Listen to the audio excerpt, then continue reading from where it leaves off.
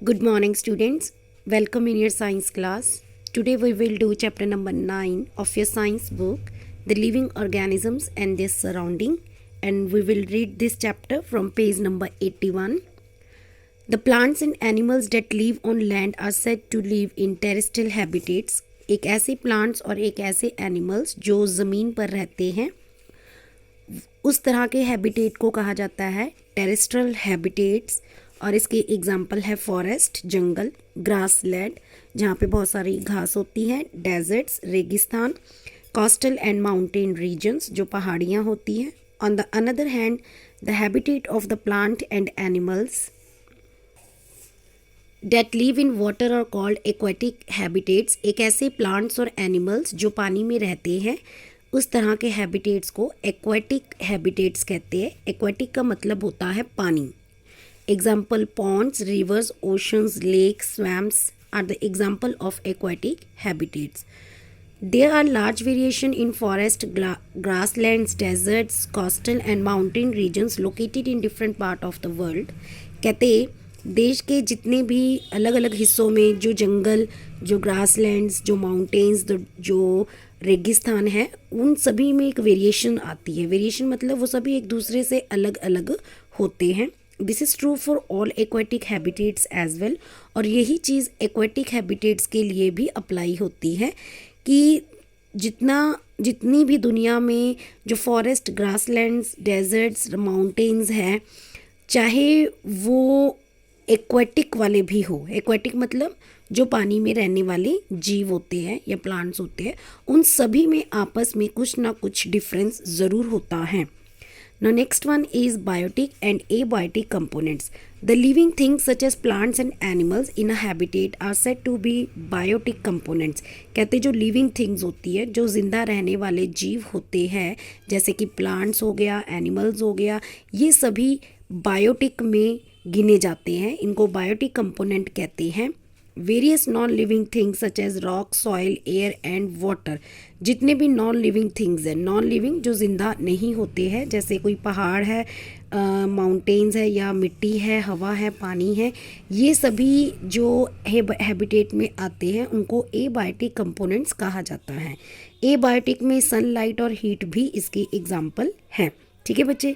So next one, a journey through different habitats, some terrestrial habitats. कहते हम अलग अलग हैबिटेट्स की यहाँ पे जर्नी करेंगे, उनके बारे में पढ़ेंगे, जिसमें सबसे पहले है terrestrial habitats.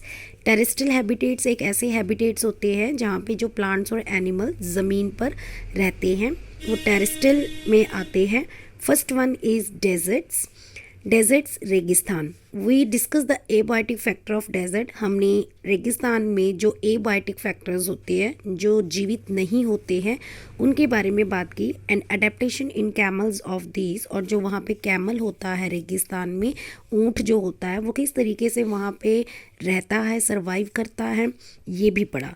What about other animals and plants that are found in deserts. कहते हैं रेगिस्तान में जो दूसरे एनिमल्स होते हैं, प्लांट्स होते हैं, उनके बारे में आप क्या कहना चाहोगे? Do they have the same kind of adaptation? क्या उन सभी की अडेप्टेशन, रहन सहन सब एक ही तरह का होता है? There are desert animals like rats and snakes which do not have the long legs that the camel has। हमने पढ़ा था कि जो कैमल होता है, ऊँट होता है, उसके पैर बहुत लंबे होते हैं। क्यों? ताकि वो रेगिस्तान की जो रेत से गर्मी आती है, उसके शरीर को, उसके जो फेस होता है, जो मुंह होता है, उससे बचाव हो सके। पर कैमल जैसे पैर हर एक के पास नहीं होते हैं। जैसे रैट है, स्नेक्स हैं, इन सभी के जो बॉडी होती है वो बहुत छोटी होती हैं। To stay away from intense heat during the day they stay in deep in the sand. कहते हैं वो अपने आप को उस गर्मी से दूर रखने के लिए अक्सर मिट्टी के नीचे छुप जाते हैं, वहाँ पर रहते हैं।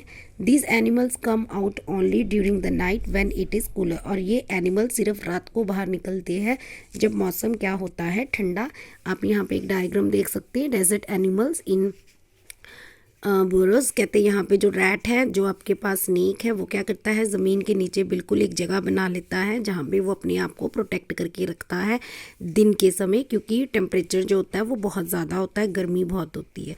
और ये सिर्फ रात के समय जो होते हैं बाहर निकलते हैं, क्योंकि रात को जो मौसम होता है वो क्या हो जाता है, थोड़ा सा ठंडा पड़ जाता है। Desert plants loss very little water through transpiration. कहते जो मारूथल, जो रेगिस्तान में प्लांट्स होते हैं, वो बहुत कम अमाउंट में अपने में से पानी को लॉस करती है। तो उस प्रोसेस को क्या बोला जाता है, ट्रांसपीरेशन। ट्रांसपीरेशन एक ऐसा प्रोसेस है जिसमें प्लांट्स क्या करते हैं, अपनी बॉडी में से पानी को रिलीज़ करते हैं। तो जो डेजर्ट होता है, रेगिस्तान, वहाँ पे पानी की अमाउंट बहुत कम होती है, तो इसीलिए वो अपने में से पानी को लॉस नहीं होने देते आसानी से। The leaves in desert plants are either absent. वहाँ पे जितने भी प्लांट्स होते हैं डेजर्ट रेगिस्तान के, उनके जो अक्सर पत्ते होते हैं वो नहीं होते हैं। वेरी स्मॉल, अगर होते हैं तो बहुत छोटे होते हैं। And they are present in the shape of spines, और वो बिल्कुल एक तिखे कंडे टाइप जो उनकी लीव की जो शेप होती है, लाइक दिस कैक्टस, कि यहाँ पे जो कैक्टस है और ये इस तरीके से प्लांट दिखाए गए हैं, ये सभी के सभी क्या है, जिनकी स्पाइंस है, तीखे कंडे हैं इन पे, ठीक है। और इस तरह के प्लांट को पानी स्टोर करके रखने में आसानी होती है। तो ये जो कैक्टस होता है, इस कैक्टस का जो ये लीव दिखाया गया है, एक्चुअल में ये इसका लीव नहीं होता है, ये इस कैक्टस का स्टेम होता है, जिसमें स्पाइंस होती है, तीखे कंडे होते हैं, ठीक है। और इस तरीके से ये डेजर्ट में अपने आप को सर्वाइव करवाता है। इनके जो लीफ होते हैं अक्सर इस तरह के होते हैं, जो पानी को स्टोर करने में मदद करते हैं। The leaf like structure you see in cactus in fact its stem. तो वही बताया गया है कि कैक्टस में जो लीफ लाइक स्ट्रक्चर आपको दिख रहा है वो एक्चुअली उसका क्या है, स्टेम है। Photosynthesis in this plants is usually carried out by the stem. यहाँ पे जो फोटोसिंथेसिस होता है प्लांट्स में, वो स्टेम के द्वारा होता है। The stem is curved with a thick waxy layer, और जो उनकी स्टेम होती है उसमें एक कोटिंग होती है, एक लेयर चढ़ी होती है, जो उनको पानी को स्टोर करके रखने में मदद करती है, ठीक। Most desert plants have roots. बहुत सारे डेजर्ट प्लांट्स होते हैं जिनके रूट्स होती हैं, जड़ें होती हैं, और जो मिट्टी में बहुत नीचे तक प्रेजेंट होती है, ताकि वो बिल्कुल नीचे जाकर पानी को ईजिली एब्जॉर्ब कर सके। नेक्स्ट वन, माउंटेन रीजन्स, जो पहाड़ियाँ होती हैं वहाँ के हैबिटेट की हम बात करेंगे। The habitats are normally very cold and windy. इस तरह का हैबिटेट जो माउंटेन्स में होता है वहाँ पे बहुत ठंडा होता है और तूफ़ानी थोड़ा होता है। विंड मतलब वहाँ पे मिट्टी उड़ती है। इन सम एरिया स्नोफॉल में टेक्स प्लेस इन विंटर्स, और सर्दियों में कई जगहों पर बर्फ़ भी पड़ती है। There is a large variety of plants and animals living in the mountain regions. जो पहाड़ियाँ होती हैं वहाँ पे कई तरह के प्लांट्स और कई तरह के एनिमल्स मिलते हैं, ठीक है जी।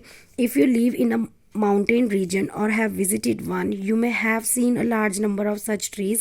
अगर आप कभी माउंटेन रीजन्स पे जाते हो या कभी वहाँ पे विजिट करते हो तो आप वहाँ पे बहुत तरह के ट्रीज़ देखोगे। But have you ever notice such trees naturally growing in other regions, ठीक है। पर ये आप नोटिस करोगे कि इस तरह के ट्रीज़ जो होते हैं वो नेचुरली अपने आप जो है वहाँ पे ग्रोथ कर जाते हैं और जगह के मुकाबले। How are these trees adapted to the condition in their habitats. ये ट्रीज़ वहाँ पे किस तरीके से किन कंडीशंस में अपना वहाँ पे ग्रोथ करते हैं, ये हमने पढ़ना है। वहाँ पे जो माउंटेन्स रीजन्स होते हैं, पहाड़ियाँ होती हैं, वहाँ के जो ट्रीज़ होते हैं वो कोन शेप टाइप के होते हैं, तीखे, एंड स्लोपिंग ब्रांचेस, और स्लोपिंग होती है। स्लोपिंग क्या होती है, इस तरीके से बिल्कुल नीचे की तरफ जो होती है ये पत्तियाँ झुकी होती है, ठीक है। और जब भी the leaves of some trees are needle like shape होती है लीव्स की, और ये क्या करती है, रेन वाटर, जब बारिश होती है उसके पानी को, और स्नो जब वहाँ पे पड़ती है, बर्फ़ पड़ती है उनको, ताकि ईजिली से वो स्लाइड होके नीचे गिर जाए, जो बारिश का पानी है वो नीचे बह जाए, बर्फ़ भी नीचे गिर जाए, इस तरीके से उनकी शेप बनी होती है। There could be trees with shape very different from these that. कुछ और ट्रीज़ भी है जिनकी शेप जो होती है वो अलग अलग होती है। नाउ अब हम बात करते हैं animals living in the mountain regions और adapted to condition there. They have thick skin और फर प्रोटेक्ट फ्रॉम कोल्ड। कहते जो एनिमल्स माउंटेन रीजन्स में मिलते हैं उनका जो बॉडी होता है वो स्किन जो होती है वो बहुत मोटी होती है, या उनकी स्किन पे फर होते हैं ताकि वो ठंड से अपने आप को बचा सके। जैसे याक हो गया या आपके पास लेपर्ड हो गया, इनकी बॉडी में क्या होते हैं, फर होते हैं जो इनको ठंड से अक्सर बचाते हैं। जैसे ये लेपर्ड है, स्किन जो है इसकी बहुत ज़्यादा थिक है, उसके बाद याक है, उसके शरीर पे फर होंगे, बाल होंगे जो उसको वहाँ की ठंड से बचाएगा। So including feet and toes, उनके पैरों को भी बचाते हैं। This protect it feet from the cold when it walks on the snow, और ये बाल उनको प्रोटेक्ट करते हैं, उनके पैरों को, ठंड से जब वो बर्फ़ पे चलती है। The mountain got has strong hooves for running up the Rocky slopes of the mountains, जो जंगली बकरियां होती हैं वहाँ पे, उनके जो हूव्स होते हैं वो इस तरीके के होते हैं ताकि वो ईजिली रन कर सके। As we go up in the mountains regions the surrounding change, जैसे जैसे हम पहाड़ों पे ऊपर की तरफ ऊंचाई पे जाते हैं वहाँ का जो आसपास का वातावरण है वो चेंज होता है और हम अलग अलग तरह के एडेप्टेशंस को वहाँ पर देखते हैं। सो रीड कीजिए चैप्टर पेज नंबर 85 तक। Thank you very much.